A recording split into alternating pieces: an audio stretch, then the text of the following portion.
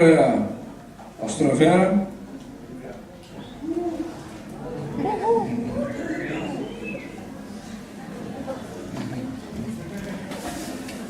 Queremos orar aqui por ela para que ela possa trazer aquilo que o Espírito Santo de Deus preparou e comunicou ao seu coração para que essa noite nós possamos receber dele.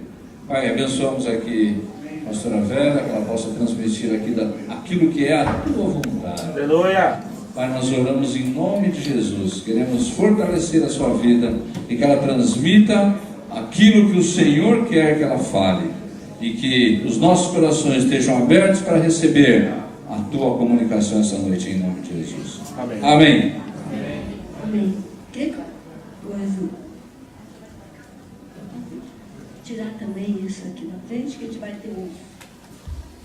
Amém.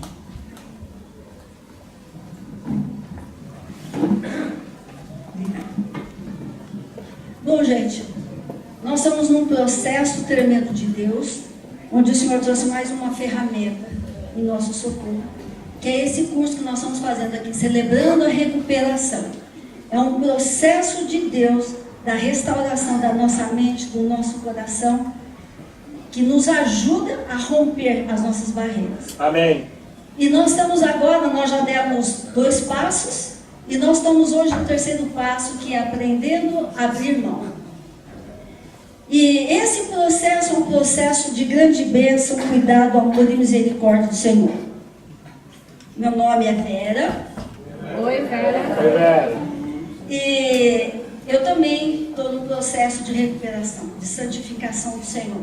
Também tem áreas na minha vida a serem tratadas. Aliás, não há ninguém neste lugar ou neste planeta que não tenha machucaduras na alma, que não tenha feridas, que não tenham coisas às vezes tão escondidas, outras que já estão aqui no momento que você quer gritar e outros que você já conseguiu pôr para fora.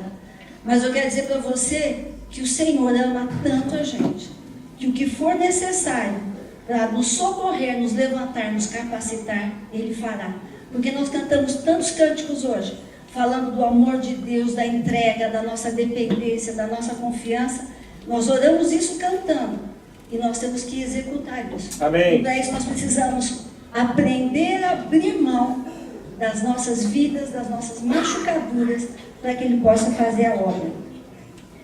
E pode soltar o primeiro slide. Como é feliz o homem que põe no Senhor a sua confiança. Então, felicidade na nossa vida depende do quanto nós confiamos no nosso Deus. Amém. O quanto nós depositamos essa confiança nas mãos do nosso Pai. Quanto mais eu confio, quanto mais eu deposito, mais o Senhor começa a recuperar a minha alma e mais feliz eu vou ficando. Então, glória a Deus por isso, porque o nosso Deus é vivo, o nosso Deus é de um amor tremendo. Aleluia. Como hoje é o 3º passo, nós já passamos por 2. O primeiro passo é: reconheço que não sou Deus, admito que sou impotente para controlar minha tendência de fazer coisas erradas e que minha vida está fora de controle. Esse momento é quando a gente sai da negação e eu não tenho problema, está tudo bem, eu domino, eu me conheço, eu oro, eu jejuo, está tudo no controle. Mentira. Mentira, porque nós não conseguimos controlar nossa vida. E em algum momento nós vamos perder controle e nós vamos ter as consequências disso. Então o primeiro passo que nós temos que ter é saber que nós não somos Deus onipotentes, oniscientes, nós somos totalmente dependentes do poder e misericórdia do Senhor. Então eu saio dessa minha armadura e eu creio que eu tenho dificuldade. Segundo passo: acredito de todo o coração que Deus existe e que Ele se importa comigo e que tem o poder de me ajudar em minha recuperação. E pode falar, ao invés de recuperação, é santificação também, porque a santificação é a recuperação da nossa alma, certo?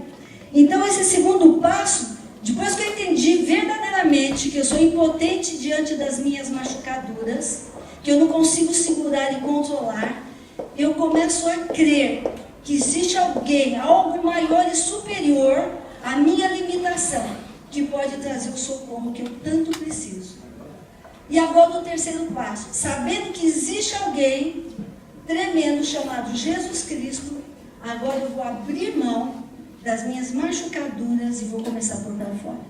e vou começar a permitir que o Senhor visite a minha vida, que Ele entre na minha história e comece a fazer a mudança que Ele quer. Essa mudança que o Senhor vai fazer, ela não é pura e simplesmente Ele vai recuperar, sarar as minhas feridas por sarar. O Senhor vai fazer todo esse processo de cura para que nós cumpramos o propósito para qual nós estamos aqui na terra. Todos nós temos um chamado, uma vocação. Então a recuperação é para que nós tenhamos capacidade de cumprir a vocação que o Senhor colocou sobre nós. Ninguém está passando na terra por passeio. Somos peregrinos, ninguém está fazendo turismo. Nós estamos aqui de passagem, aqui não é nosso lugar de felicidade, aqui é nosso lugar de tratamento, a nossa felicidade está na Jerusalém Celestial, mas aqui nós já temos alguns momentos de gozo, de alegria, de fluidez do poder de Deus, mas a plenitude na nossa alegria não é aqui. Aqui é um tempo de cura, restauração. Amém. Aqui é um tempo de trabalho, aqui é um tempo de arregaçar as mangas e fazer aquilo que o Senhor pediu para você fazer. E se você não sabe, quando você começa a ser curado, a tua mente começa a ser anuviada e você começa a entender, a ouvir a voz de Deus. Amém. E você começa a caminhar no projeto que Deus tem para a sua vida. Então a recuperação é para que você seja leve, capaz de ouvir e executar o projeto de Deus e cumprir a sua vocação. Senão não teria sentido fazer a recuperação. Então vamos ver o terceiro passo. Conscientemente eu escolho confiar toda a minha vida e minha vontade aos cuidados do controle de Cristo. Então eu decido, não é meu vizinho, meu marido, meu filho, não é ninguém que decide por mim. Eu, Vera, decido confiar em Deus e entregar a minha vida, o controle da minha vida. Vamos ver o versículo, pode colocar? Jesus disse: venham a mim e eu lhes darei descanso a todos vocês que trabalham tanto debaixo de um jugo pesado. Pode ir. Levem o meu jugo, porque ele se ajusta perfeitamente. E deixe que eu lhes ensine, pode ir? Porque sou manso, humilde, e vocês acharão descanso para as suas almas, pois só eu faço vocês carregarem cargas leves. Olha que amor. Jesus está falando assim, gente, eu sei que vocês têm machucaduras, eu sei o quanto vocês são feridos, eu sei, e eu tenho uma carga para vocês muito leve, é a minha carga. Eu quero que vocês deem essas machucaduras para mim, que é pesado carregar, é angustiante, dá para mim. Eu vou ficar com elas e eu vou dar o meu jugo que é suave, o meu fardo que é leve. Eu quero fazer essa troca com você, eu estou aqui para isso, porque eu amo tanto e eu quero fazer de você alguém especial. Mas o começo do versículo tem uma ação. Venham. Jesus não falou, olha, fica onde você está com a tua dor, com o teu sofrimento, que eu vou até aí e vou fazer alguma coisa por você. Não, ele fala assim, venham a mim, vós que estáis cansados e oprimidos. Decida andar comigo. Abra a mão do seu medo e vem para mim. Tome essa decisão. Porque quando você tomar essa decisão, eu vou pegar os teus problemas, as tuas mágoas, eu vou trabalhar. Eu vou converter. Eu sou oleiro, você é um barro. Eu vou pegar você, eu vou te modelar, vou tirar as rachaduras, eu vou tirar as pedrinhas que te incomodam. Eu vou fazer um trabalho tão perfeito, tão bonito.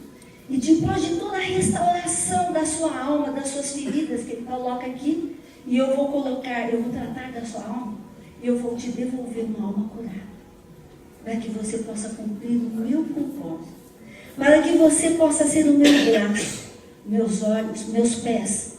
Deixa eu cuidar de você, vem para mim, deixe que eu faça essa obra. Você não pode fazer, mas eu posso. Eis-me aqui. Né? Glória a Deus. Então Deus espera uma atitude nossa, que é decidir andar com Cristo, caminhar até Cristo, lançar sobre Ele as minhas machucaduras, as minhas dificuldades, os meus medos. E Ele, no amor eterno, vai recolher isso. e vai aceitar. Mas existem coisas que nos dificultam. Se é tão lindo, tão maravilhoso, por que a gente não se rende aos pés de Cristo? Por que a gente não vai e logo recebe essa bênção? Quem não quer ser feliz? Quem não quer ser feliz pode levantar a mão? Todo mundo quer ser feliz. Todo mundo já leu esse versículo, quem é cristão? E continuamos nas mesmas limitações e dificuldades. Tem coisas na nossa vida que nos impedem. Pode colocar. O que pode me impedir de dar esse passo? Pode ir. Primeira coisa, ou talvez não seja nessa ordem de primeira, mas uma coisa que realmente nos impede é o orgulho. O orgulho, ela é uma defesa. Como nós temos as nossas machucaduras e não queremos que as pessoas vejam, né? Todo mundo tem que ter um rostinho bonitinho, de vencedor, de batalhador. Você nasceu para vencer, você tem que conquistar. Mas não é assim. Então, a gente se esconde atrás do orgulho. Então, eu ponho a capa de orgulho e resisto a todo e qualquer intento, toda e qualquer intenção de socorro, porque eu não preciso. Imagina, eu sou espiritual, eu oro, eu jejuo. Às vezes eu estou aconselhando alguém, falando, não se preocupe, eu sei orar, eu oro. Não se preocupa não, pastora, imagina. É tão seguro de si, é tão firme, que não precisa de ajuda. Orgulho, isso é um orgulho. E muitas vezes o orgulho precede uma queda. Vamos ver o versículo. A pessoa orgulhosa está a caminho da desgraça, mas a pessoa humilde é respeitada. Tem uma outra versão que diz assim: antes da sua queda, o coração do homem se envaidece, mas a humildade antecede a honra. Gente, precisamos admitir que temos falhas, sim. Eu tenho falhas. Não tenho vergonha de contar. Eu sou ansiosa.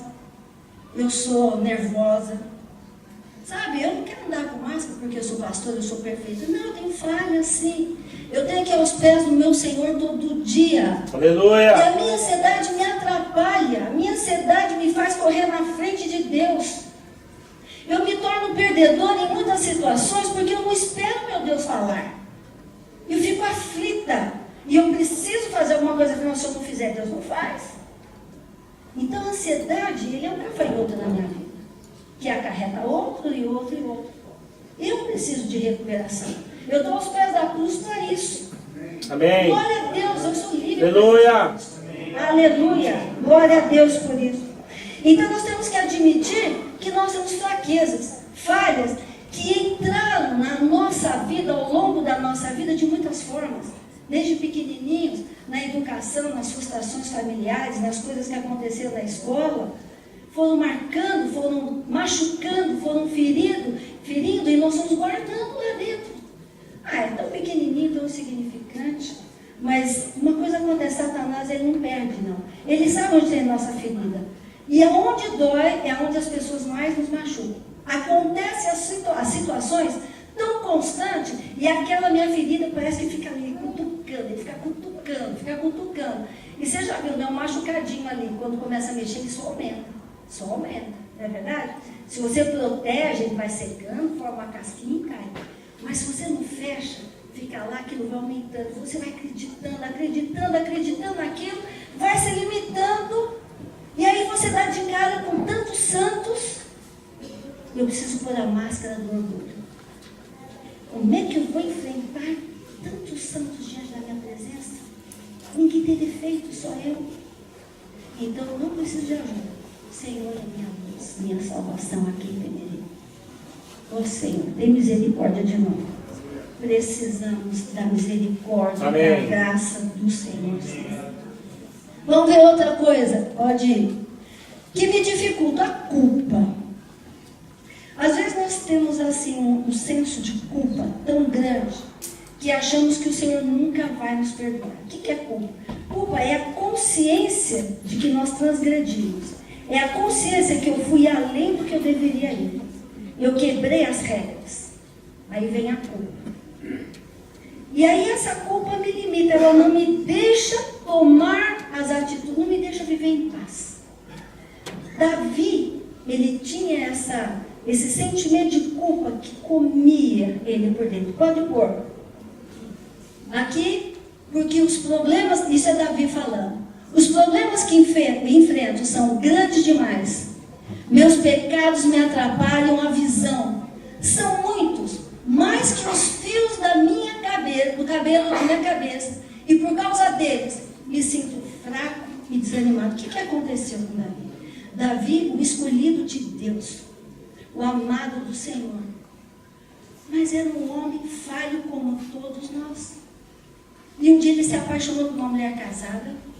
E ele usou a sua condição de rei. Trouxe aquela mulher, teve relação sexual com ela. Fez essa mulher pecar. E além de fazer isso, ainda mandou matar o marido dela, para que não viesse sobre ele nenhuma retaliação por parte do marido. Davi, o escolhido de Deus, o rei de Israel, gente como a gente. Amém. Gente como a gente. E isso trouxe tantas consequências para Davi. E ele guardou isso. E isso veio, e as consequências vieram a ponto dele chegar no desespero. Eu não estou mais aguentando, eu estou desesperado. As consequências são maiores do que a quantidade de fios de cabelo que eu tenho na minha cabeça. Era muita consequência, muito peso. E ele estava na angústia. Mas quando a gente confessa, Deus é bom e fiel para nos livrar. Aleluia. John Piper diz assim: a culpa não deve nos deixar inertes, abalados, diante de um pecado confessado e já perdoado. Quando nós chegamos numa condição dessa, de ficar no sufoco, e a gente se lança aos pés do Senhor e confessa ao Senhor tudo que fez, Deus é bom e misericordioso para nos perdoar. E o lindo de Deus é que o perdão dele não é como o nosso. Ele não é um perdão que depois chega assim: mas Davi, você lembra daquilo que você fez, Davi? Eu te perdoei. Mas você lembra, Davi? Não. O perdão de Deus é assim: Davi, eu te perdoo. E nem vou mais lembrar disso. Eu vou jogar no fundo do mar essa confissão. Nunca mais, Davi, eu vou te cobrar. Porque eu estou perdoando. Nunca mais vou cobrar você sobre isso. É assim que Deus faz. Quando nós pegamos nosso pecado e confessamos, Deus faz exatamente como Ele fez com o amigo dele, Davi. Quando a gente confessa, Ele pega a nossa confissão, joga no fundo do mar, apaga da memória. Ele não tira a consequência, a colheita daquilo de errado que fizemos, mas Ele apaga da memória. Aleluia. E o amor dele é tão tremendo que depois, quando a gente está na colheita, ele fala assim: vem a mim, você que está doendo, você está machucado, vem a mim, eu vou trocar com você. Todas essas dores, essas consequências, dá para mim que eu vou trabalhar e eu vou fazer algo novo. E vou fazer de você uma pessoa feliz. Amém. Glória a Deus.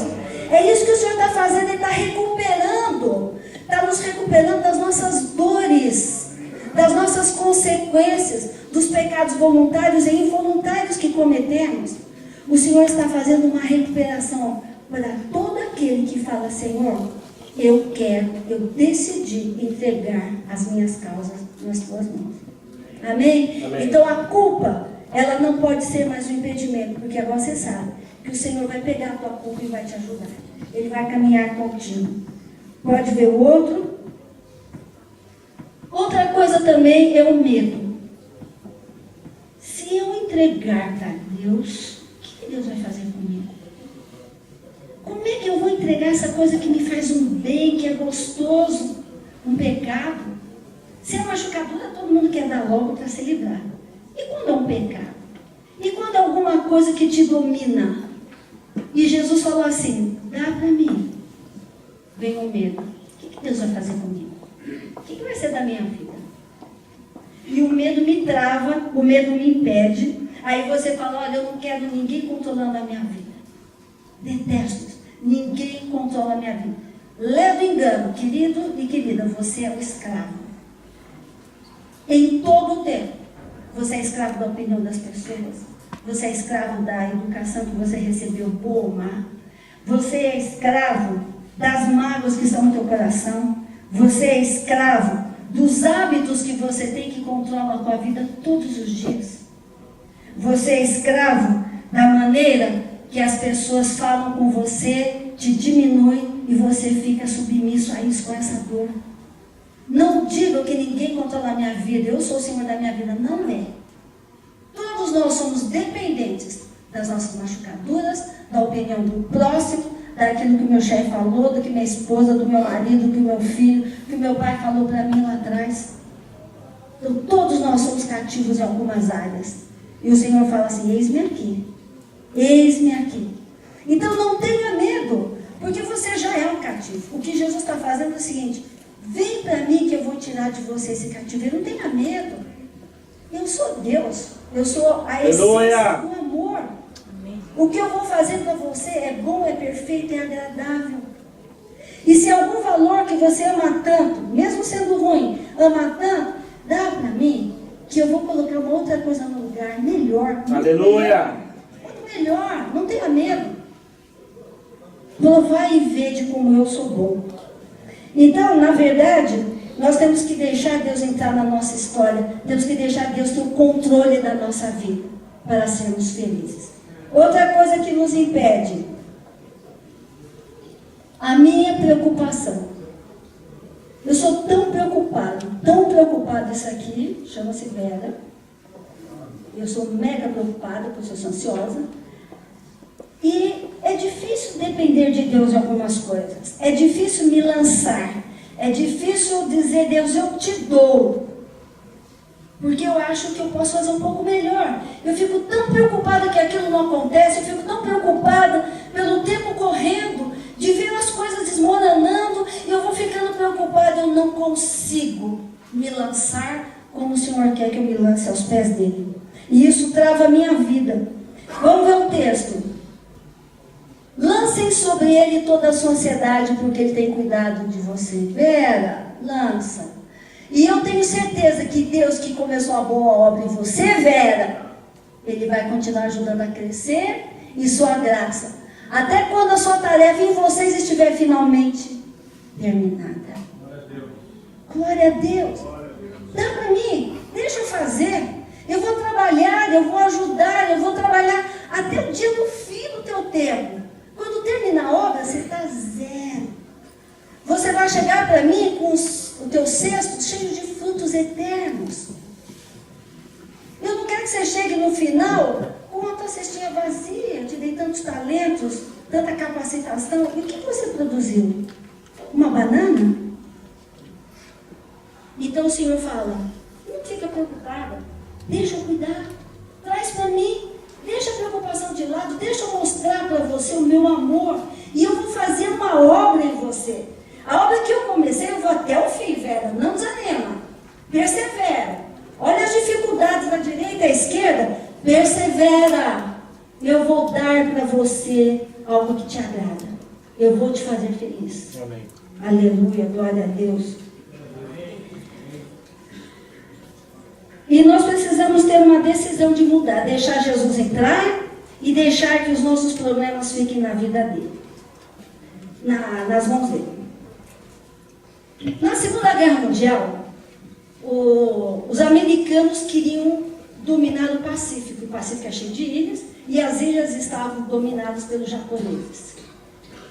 Então eles falaram assim, nós vamos ganhar, porque é um lugar estratégico, e eles fizeram duas estratégias de guerra. A primeira chamava-se período de amaciamento. O que era isso? Eles olhavam o Pacífico, escolhiam uma ilha lotada de japoneses e começavam a lançar bombas, granadas, tudo que era explosivo sobre aquela ilha, para balançar a vida dos japoneses.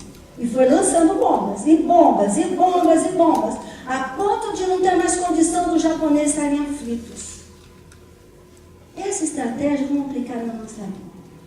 Nossa vida é bombardeada de problemas, de questões, de limitações. E a gente fica na resistência, eu vejo essa, eu consigo. E aquilo vai aumentando. E Deus vai amaciando a nossa resistência. Deus permite. Mais uma.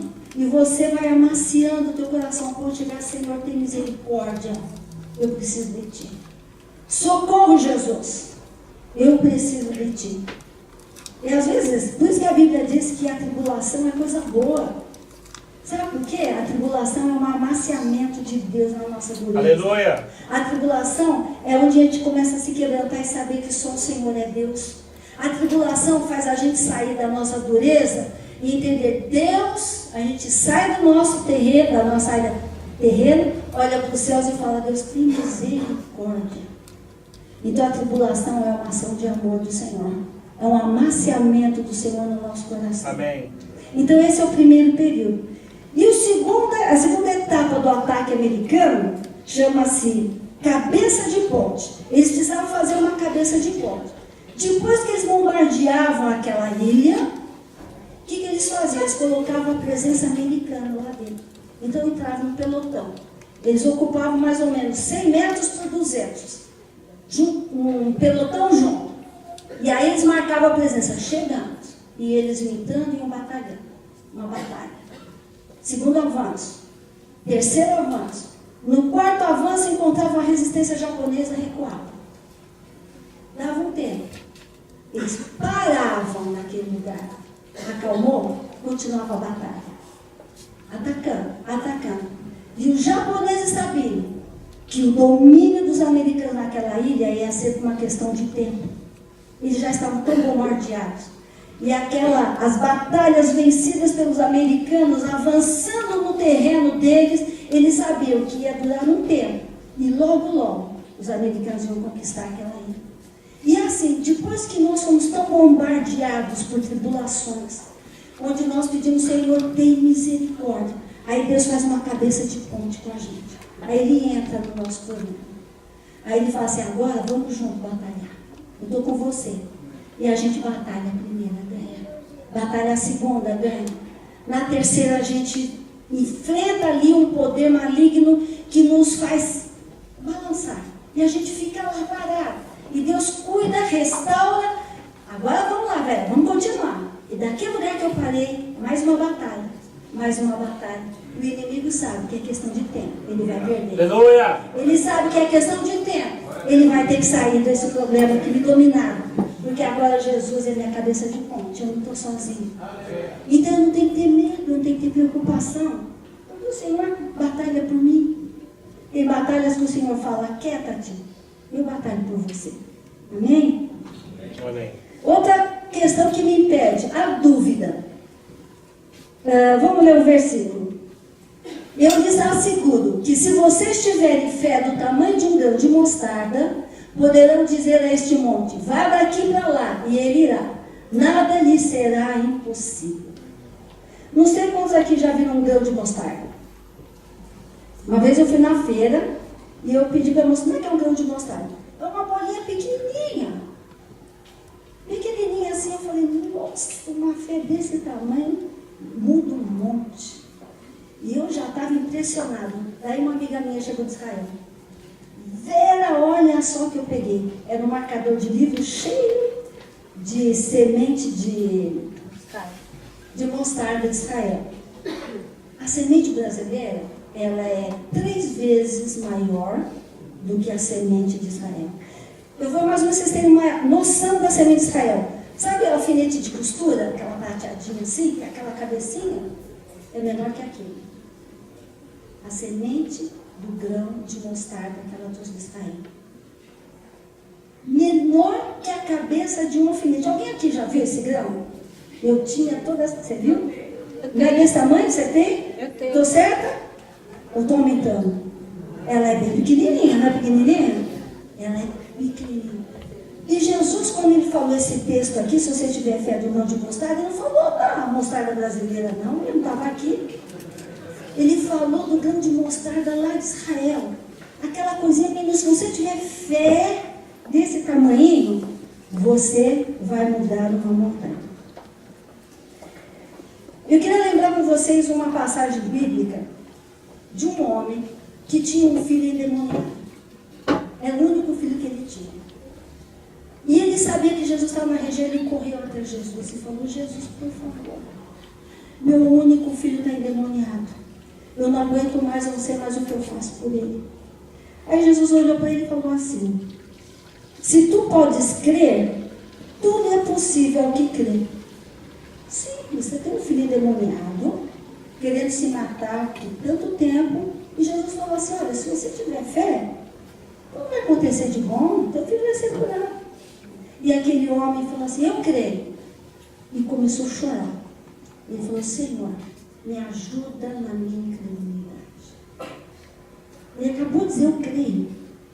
O que ele estava dizendo? Eu acredito, mas é tão pequenininha a minha fé, Senhor, que é muito maior a incredulidade do que aquilo que eu creio.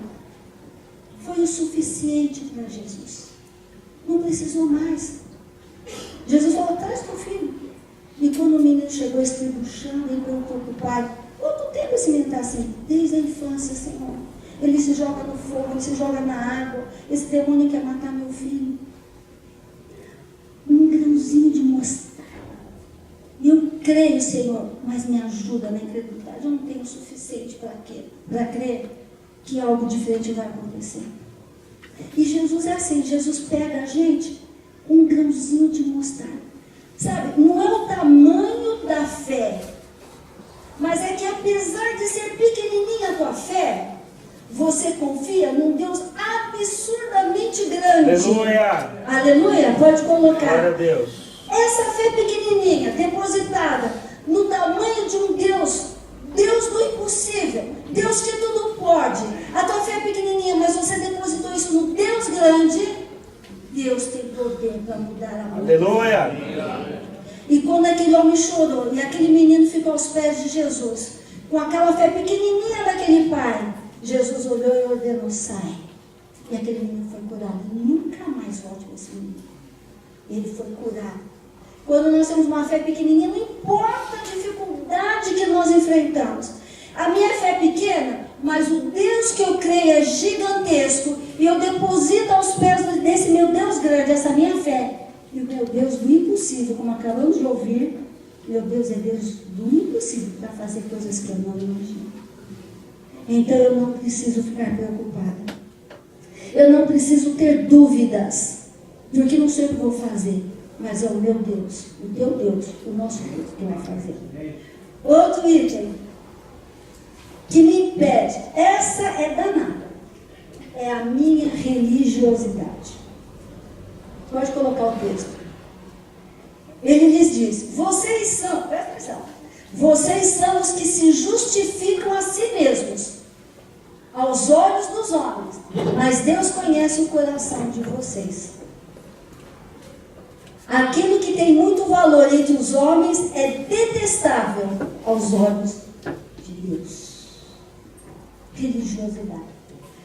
Eu vou ilustrar essa religiosidade com uma historinha aqui gozadinha.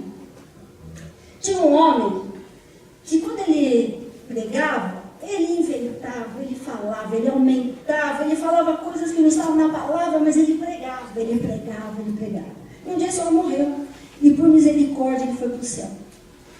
Chegou lá no céu, ele falou: puxa, quanta gente, vou dar um workshop.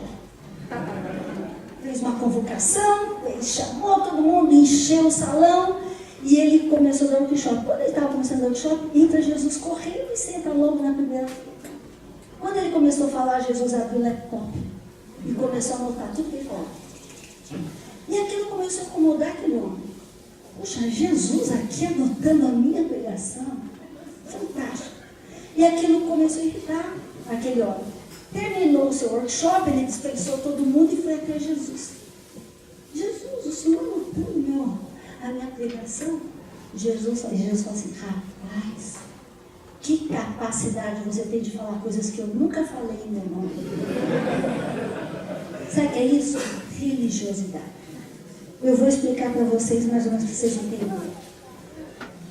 A religiosidade é assim: existe a verdade de Deus, que é a palavra de Deus, que é um jugo suave e um fardo leve. E às vezes, com medo da gente não conseguir cumprir aquilo, se coloca ao redor da palavra de Deus um monte de justificativas. Por exemplo, para Jesus era sábado Jesus tinha uma senhorinha, com tantos anos, uma corcunda, devia ter dores terríveis na coluna, e Jesus chegou lá e curou aquela senhorinha num sábado. Aí os fariseus, como? Os sacerdotes, né? Peraí, Jesus, você não diz que é filho de Deus? A lei diz que não pode curar no sábado. O senhor curou uma mulher? Aí, pensa bem. Aí Jesus falou, gente, como um burrinho cai lá no buraco, uma ovelhinha tua, uma vaquinha que te dá dinheiro, cai no buraco no sábado, você vai lá e tira. Se você pode fazer isso, esse bem para aquele animalzinho, você não pode deixar curar uma mulher no sábado, que sofre tantos anos com essa dor. O que acontecia lá? Na lei dizia que era para guardar o sábado, lá em Moisés. Guarda o sábado. O que era guardar o sábado? Separa um dia para cultuar a Deus, separa um dia para se dedicar para as coisas do Senhor, separa um dia para honrar o Senhor. Então, no zelo de não conseguir guardar o dia, foi feita toda uma série de leis ao redor de uma verdade, e aquilo fica um jugo para as pessoas. Então, guardar o sábado. Alguém está doente, não cura. Caiu, não sei o que lá, não faz. Não põe punhar pregos no sapato para não poder andar no dia, para você não fazer muita coisa. Isso é religiosidade. É aumentar o que Jesus não falou. Quando Jesus falou, olha, meu jugo é suave, meu fardo é leve. Seguir a minha palavra é tão simples. Mas daí a gente carrega uma religiosidade de compromissos, de pesos, de coisas que nós temos que fazer que Jesus não pediu. Ficamos travados, não vamos adiante, nos sentimos culpados, incapazes de executar a obra do Senhor, porque a religiosidade me trava. Por isso que a gente tem que ler a palavra e viver a palavra, o simples do Evangelho.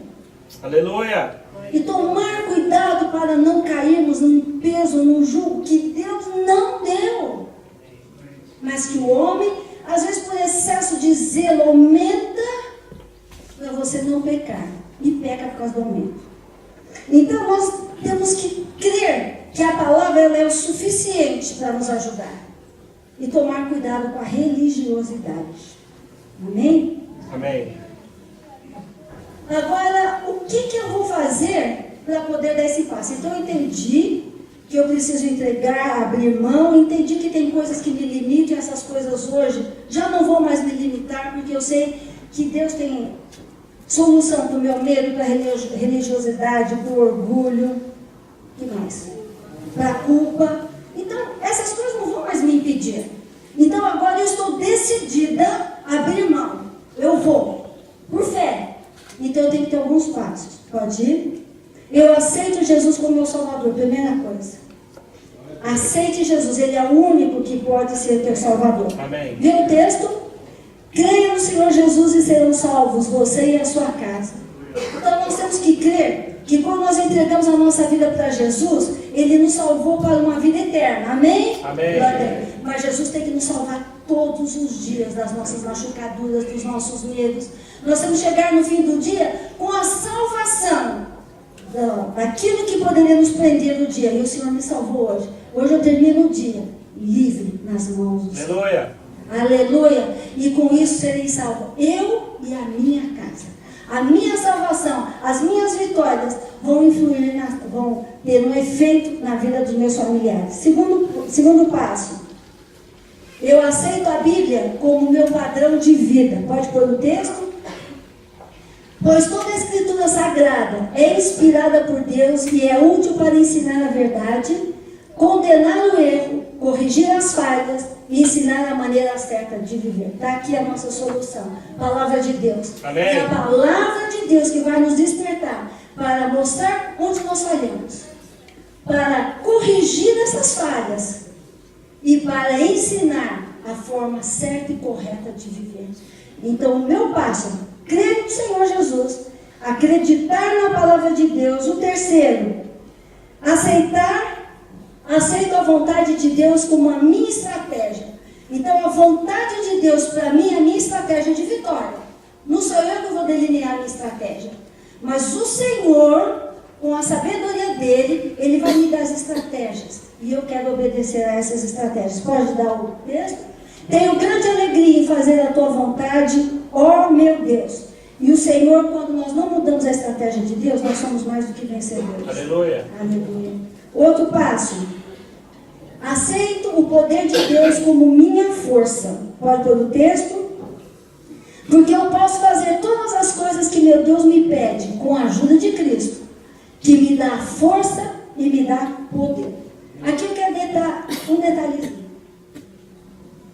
O Senhor me dá força e poder. Quando nós nos batizamos como hoje, a palavra de Deus diz que o Espírito Santo habita em nós. Não sou eu mais que vivo, mas Cristo vive. Sabe qual é um grande problema nosso? Quando você está orando, presta atenção, isso aqui, eu estava conversando com ele essa semana no nosso período de oração. Se o Espírito Santo habita em mim, e não sou eu mais que vivo, mas é Cristo vive em mim, por que a gente ora, Senhor, venha o teu Espírito sobre mim e me capacite? Sabe que ainda nós não acreditamos que o Espírito já está em nós? Senhor, vem com o teu poder sobre a minha vida. O Espírito Santo é poder, está dentro de nós. Será que nós estamos convencidos que o Espírito Santo de Deus está em nós para nos capacitar a vencer na força e poder do Senhor? Será que a nossa oração agora não tem que começar, Senhor, esse poder e força do Espírito Santo que está em mim é aquilo que o Senhor vai me dar de direção para agir por fé sobre todas as causas? Porque a palavra diz assim que as minhas palavras têm poder, é a minha? Não. É o poder de Cristo, o poder do Espírito Santo em mim, me dá força para que quando eu orar e profetizar, vai acontecer. A palavra do Espírito Santo, a força e o poder do Espírito Santo em mim, que me torna vencedor. Então, cuidado quando você estiver orando, se você não falar assim, Espírito Santo vem sobre a minha vida. Não. Ele está em nós. Nós temos que andar por fé, nós temos que acreditar, nós temos que orar, nós temos que vivenciar o poder de Cristo em nós, porque Amém. O Senhor falou que nós faríamos obras maiores que Ele fez. Se a gente não consegue nem acreditar que está lá dentro, e está todo dia, Espírito Santo vem, Espírito Santo vem. Então nós temos que mudar, nós temos que dizer, Espírito Santo, me ajuda a crer. Espírito Santo, tira a minha incredulidade. Espírito Santo, eu quero viver essa vida. Espírito Santo, eu quero caminhar na autoridade e poder de Deus que já está em mim. Essa é a nossa fé. Esse qualquer? Pode outro? E o versículo que diz assim: escutem, eu estou à porta e bato. Se alguém ouvir a minha voz e abrir a porta, pode ir? Oh, acabou? Eu entrarei em sua casa e nós jantaremos juntos. Então o Senhor está na porta. Velho, estou aqui. Você quer dar a tua machucadura? Você quer dar a tua ferida? Você quer dar a tua dificuldade? Tuas dificuldades? Estou aqui, ó, pertinho. Se você deixar, eu entro e janto com você. Sei fazer um fricassê de frango. Porque Jesus é intimidade. Aleluia. É amizade.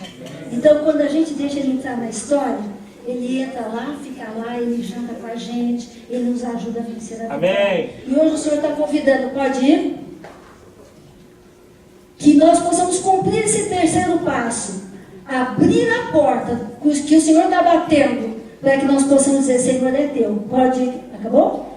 Você deseja hoje abrir mão e deixar tudo e sua vida nas mãos no encontro de Deus? Amém. Você quer?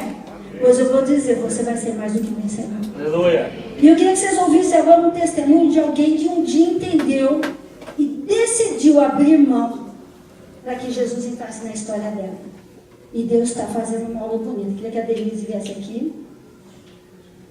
E a Denise, que é uma das líderes desse ministério, celebrando a recuperação, é a líder, exatamente.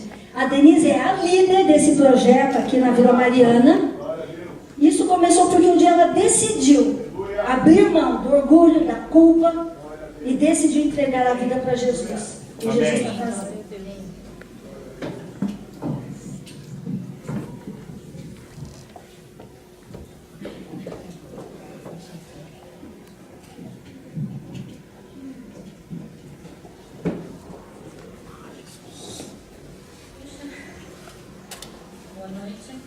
Boa noite. Sou uma filha amada de Deus, me recuperando de relacionamento Especificamente na área da fertilidade, baixa autoestima, religiosidade. Meu nome é Denise. Oi, Denise. Sou filha de um alcoólatra, hoje uma cristã lutando contra os defeitos de ter crescido em meio ao caos. Em casa éramos 6 irmãos, sendo eu e meu irmão gêmeos os caçulas. Aos 16 anos casei grávida e aos 19 já estava separada. E a partir daí buscava incessantemente ser feliz, buscando a felicidade em relacionamentos. Namorei muito, fiquei muito, me relacionei com homens casados, me subjuguei a eles, tentando provar para mim mesma que comigo ia ser diferente do relacionamento dos meus pais. Um detalhe, eu também bebia muito. Aos 32 anos me juntei ao pai do meu segundo filho. Depois de 10 anos de namoro, tivemos nosso filho e depois de 3 anos já estava separada novamente. Porque novamente estava num relacionamento disfuncional, nada me completava. Aos 39 me converti. Um pouco antes vinha parando de beber, porque a falta de memória estava me incomodando e me envergonhava disso. Creio que Jesus já estava trabalhando em minha vida e não me permitiu seguir o caminho do meu pai e de meus 2 irmãos. Quando cheguei à igreja, já não tinha mais esse problema, mas ainda levei alguns meses para entender que estava num relacionamento adúltero. Mas assim que entendi, o larguei e me dediquei a assumir as consequências desse desligamento e em servir ao Senhor. Enfim, largar esses 2 pecados para mim não foi problema. Neste momento, aquele caos que vivia na casa dos meus pais já estavam instalados na minha casa. Especificamente com meu filho mais velho e meu irmão gêmeo, o qual perdi para o alcoolismo em 2008. O buraco era enorme. E quando me converti, sempre ouvi que Jesus preencheria esse buraco. E realmente Jesus mudou o meu viver em muitas áreas pela sua infinita misericórdia. Mas os relacionamentos continuavam caos e os mesmos problemas sempre batiam à minha porta. E assim, fiquei durante longos 15 anos dedicando minha vida a servir na igreja, a qualquer preço. Sempre ajudava os outros, entendendo sempre que eu tinha mais condições, mas não tinha. E por isso eu pagava contas dos outros sem ter dinheiro, engolia as coisas que eu não gostava, nunca dizia não e assim me deixei ser abusada. Detalhe, e quando todo o meu esforço e controle não era reconhecido ou as coisas não aconteciam como eu queria, me ressentia ou me sentia culpada. E pelo que não deu certo, tudo tinha que estar sob o meu controle. Ou seja, me senti o próprio Deus. Meu entendimento de Deus era também o mesmo, que se eu fizesse tudo, eu achava que Ele iria mudar. Eu não entendia a graça, era como eu tinha aprendido em casa, a troca. Então era com grande esforço que me relacionava com Ele, e me escondia atrás dele, e não olhava para mim. Até me avaliava um pouco, mas a razão dos meus problemas continuavam sendo os outros, porque eu não fazia a coisa certa. E dizia de boca cheia, se eu consigo, é só o outro se esforçar porque ele também consegue. Zero de misericórdia. Como exigia muito de mim, exigia muito dos outros também, sempre julgado. Até que em 2008, no workshop, ouvi pela primeira vez o que era codependência. E daí, entendi que eu era insana. Aí pirei, como assim? Se eu estava na igreja, ajudava todo mundo e confessava o nome de Jesus, os outros faziam tudo errado e eu era insana? Só que por mais que eu questionasse, os sintomas estavam lá. Eu estava mal emocionalmente, meu filho sempre em altos e baixos, eu totalmente desesperançado e a um passo de uma depressão. Mas aos domingos, lá estava eu presente, mas por dentro, triste num vazio enorme. Nunca saí da igreja porque sabia de onde eu tinha saído e não queria voltar, mas também porque tinha medo de Deus. Se eu fizesse isso, o que Ele ia fazer comigo? Graça? Nem pensar. E assim levava a minha vida numa onipotência sem par, dando receitas para os problemas dos outros e eu mesma não resolvia os meus. Cheia de ressentimento, sempre esperando que a solução viesse de fora e nunca de dentro. E fui me isolando das pessoas, pois entendia erroneamente que ninguém podia mesmo me ajudar. Então, para que procurar as pessoas para abrir o meu coração? Mesmo porque via as pessoas muito melhores do que eu. Achava que a vida delas era próspera e a minha não, apesar de Deus ter feito muitas coisas. Nunca conseguia ver minhas qualidades, mas potencializava meus defeitos. Depois daquele workshop em 2008, comecei a olhar mais para mim e não para os outros.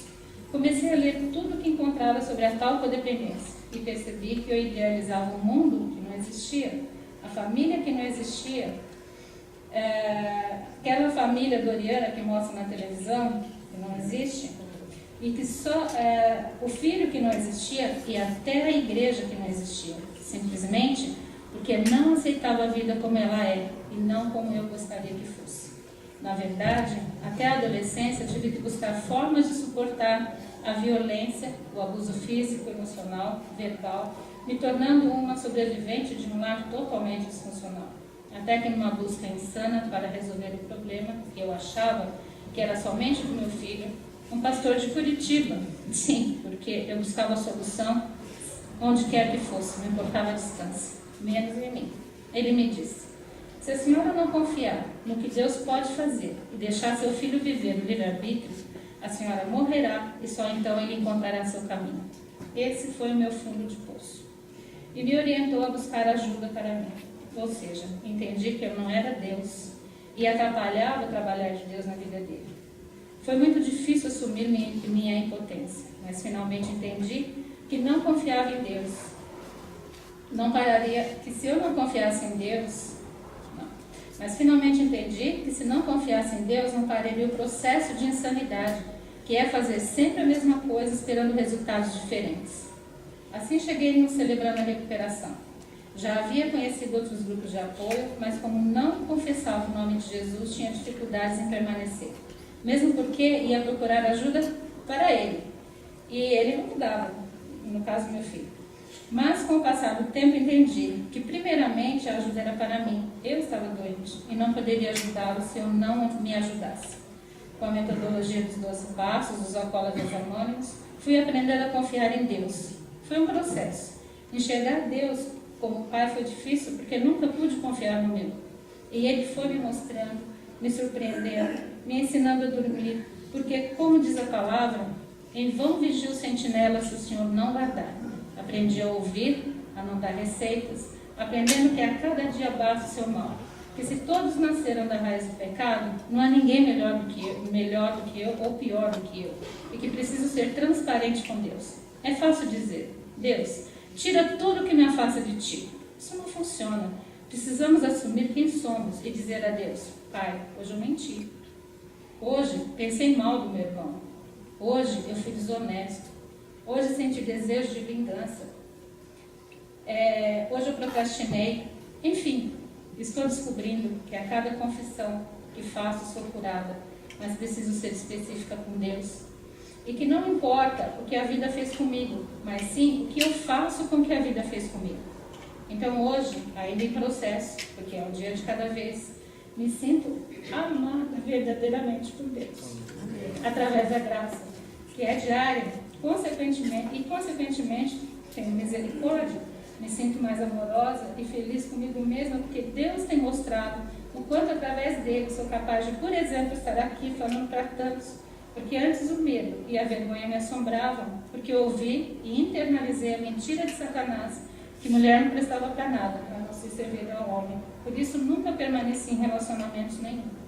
Neste programa, aprendi a rejeitar as mentiras que eu acolhi em meu coração e que causaram tantos danos a mim e aos meus filhos, principalmente ao meu filho mais velho. Quero dizer que hoje eu e ele caminhamos juntos no CR, vivendo um dia de cada vez, aceitando a fraqueza um do outro, lançando nossa expectativa em Deus e não no outro.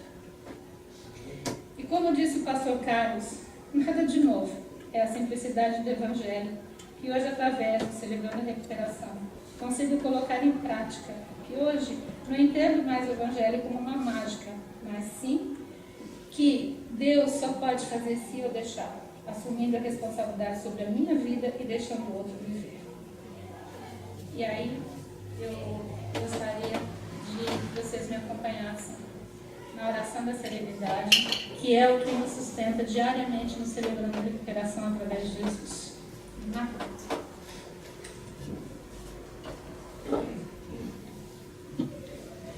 Oração. Deus, dá para ver?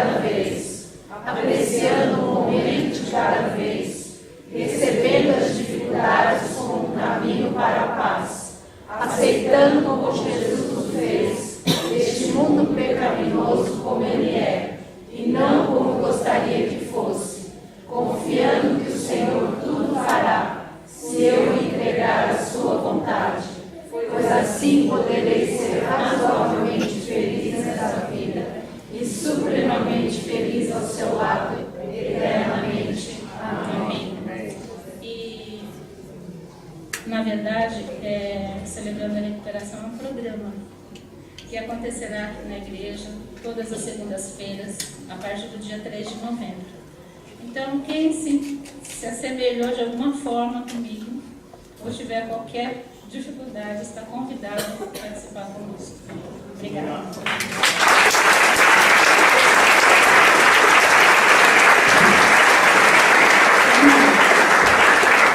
Isso é o processo do Senhor. Nosso coração é livre para falar de quem somos, das nossas falhas, e livres para deixar Deus cuidar da nossa vida. Verdadeiramente somos nós. Conhecereis a verdade e a verdade vos libertará. Eu queria saber, tem alguém aqui que nunca entregou a vida para Jesus? Que nunca falou, Jesus, entra na minha vida e eu estou aqui para que o Senhor possa fazer o que o Senhor quiser. Eu quero te conhecer. Tem alguém que nunca fez isso, nunca convidou Jesus para entrar no coração? Amém? Glória a Deus. E eu gostaria de saber se tem alguém que já aceitou Jesus, mas não foi batizado como hoje. Porque quando você passa pelo batismo, você entra para a família de Deus. Quando você passa pelo batismo, o Espírito Santo entra em você e você é morado do Espírito Santo. Tem alguém aqui que ainda não foi batizado e gostaria de ser templo do Espírito Santo? Tem alguém? Amém? Amém? Eu quero dizer para vocês que nós temos aqui um curso que vai esclarecer todo esse processo, esse conhecimento de quem Deus é, de quem Jesus é e a importância do batismo. Eu queria depois que você me procurasse, vocês duas, para que a gente pudesse falar disso e vocês pudessem conhecer a verdade de Cristo. E Amém. Participar da bênção que é ser família de Deus. Aleluia. Tem seus problemas, mas é uma família, amém? E agora eu queria orar então para você que quer abrir teu coração. Você que entendeu que tem mágoas, que tem feridas, que tem coisas a serem restauradas e quer que o Senhor faça essa cura, eu queria que você ficasse de pé e eu vou fazer uma oração. E antes disso eu gostaria que cantasse novamente um cântico que nós já cantamos. Então quem quer abrir o coração, deixar Jesus entrar e decididamente não ser mais o controlador da sua vida, pode ficar de pé, eu vou orar com você, mas antes nós vamos cantar novamente um cântico que já foi cantado.